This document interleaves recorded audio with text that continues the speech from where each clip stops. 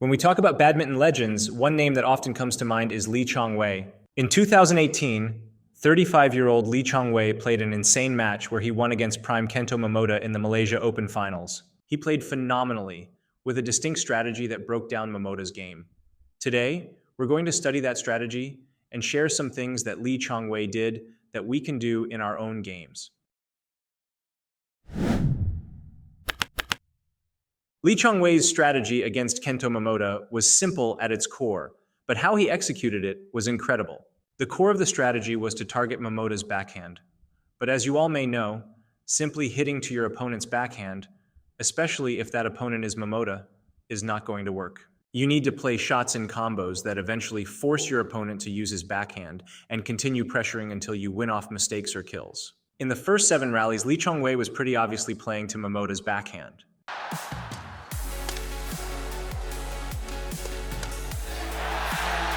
A 12th title, that is exactly 1/3 of all men's singles titles since the Open era of the Malaysian Open. That's staggering. It's a long time to be on top of your game, on top of everyone else's game.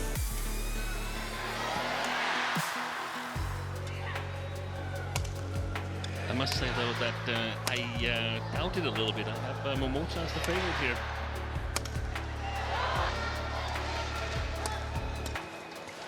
He's gone wide.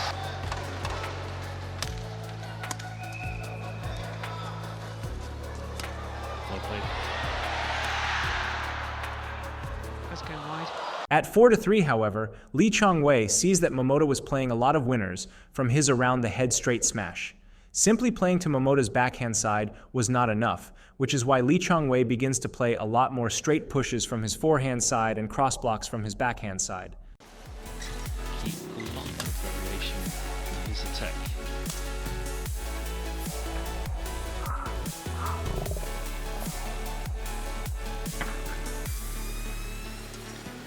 It'll be difficult for the Malaysian to create the possibilities he needs on the front court to kill it in my opinion.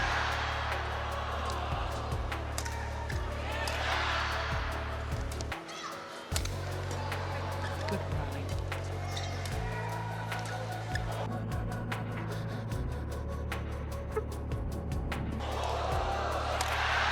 That's what.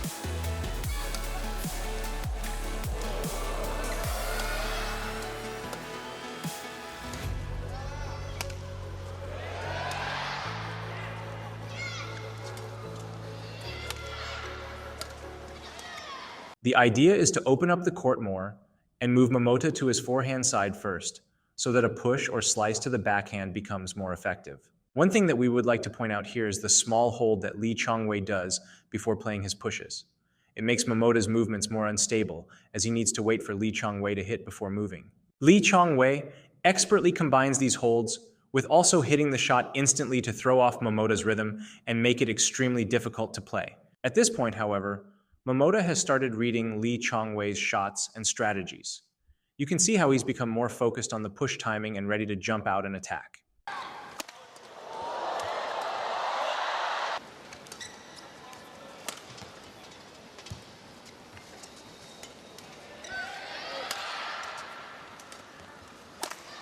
Oh yes. Thus, Lee Chong Wei needs to keep Momota guessing.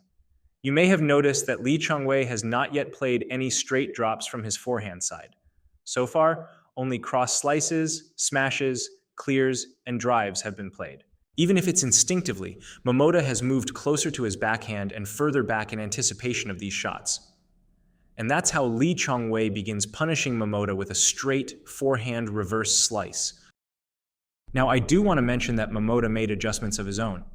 You'll see that Momota opts to block middle a lot more and generally further to anticipate the backcourt and attack.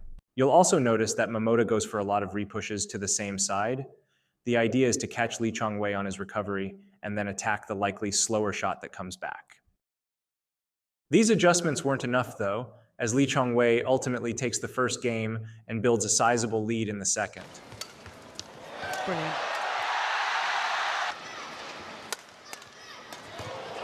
There it was again. Brilliant done by Lee Chong Wei. Yes, that was the 2015 final, wasn't it? At around 13-6 in the second game, however, Lee Chong Wei does lose his focus a little bit. His pace slows down quite a bit, which leads to 6 straight points for Momota. This highlights just how strong of an opponent Momota was. Losing just a little bit of focus is enough for Momota to begin coming back. That being said, Lee Chong Wei does regain his focus and adds one more thing to his strategy: lobs and tight blocks. These shots were very effective at this stage in the match because Momota had already gotten used to playing behind the service line against faster-paced shots. Just the little bit of extra distance that Momota has to move to will often force Momota to play a lift or make a mistake trying to play a net. And it's super important that Lee Chong Wei chooses the stage of the match to play more of these shots. A lob is a super risky shot. Lee Chong Wei could easily make a mistake on the shot, which is why he's playing it after many rallies have passed, when he's more comfortable with the playing conditions. The second thing is that Momota's nets are a strong part of his game. Normally, these lobs would be prime opportunities for Momota to play a spin net and probably win off smashing the lift. But because he was used to playing against shots past the service line, these lobs become very difficult to deal with.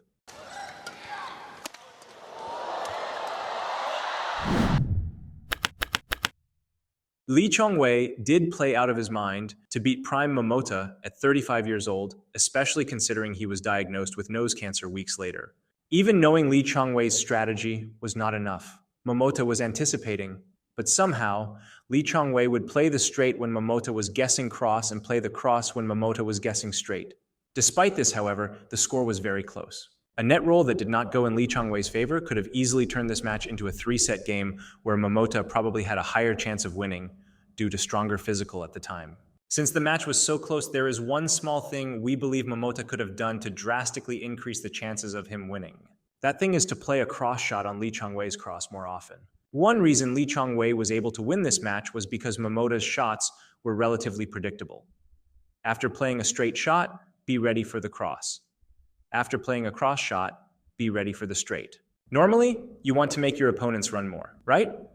If your opponent plays a cross slice or smash, it makes a lot of sense to block straight and force them to sprint across the whole court. However, the thing is that all pro players generally know this as well. They know that if they play a cross shot, they have to prepare to run the cross to get the next shot. When you watch Lee Chong Wei's positioning after playing a cross shot, you'll notice that he's always prepared to cover the straight return. If Momota held his racket facing straight for a half second and then last minute played a cross, Lee Chong Wei would have had to quickly change direction, which is often more tiring even if it's a shorter distance traveled. Lee Chong Wei also would have been more likely to take the shuttle lower, which makes it easier for Momota to either push him to the back from the net or attack the lifts. We can see how it worked for Momota a few times.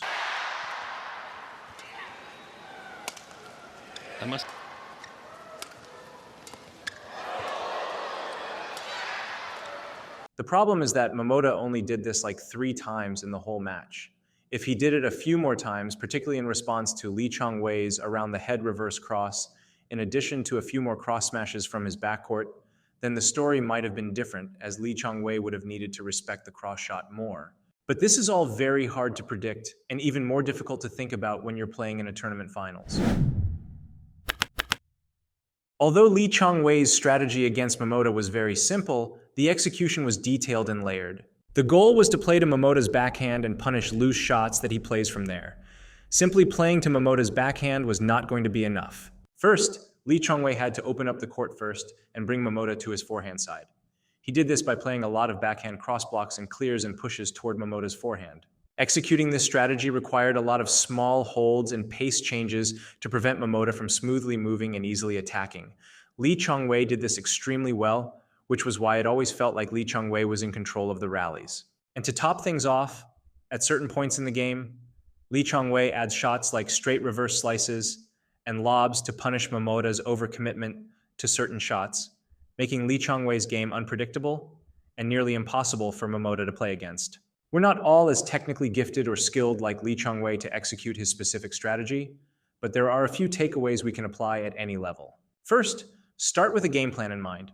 Many players make the mistake of trying to do everything and end up making unforced errors.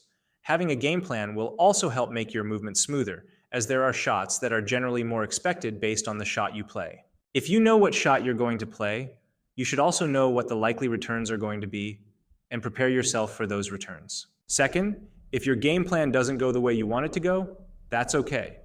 Don't panic and switch strategies. Instead, start adding layers to it, like playing to another corner first and then playing to the corner you want to target. And if you ultimately lose the game or match, that's okay too.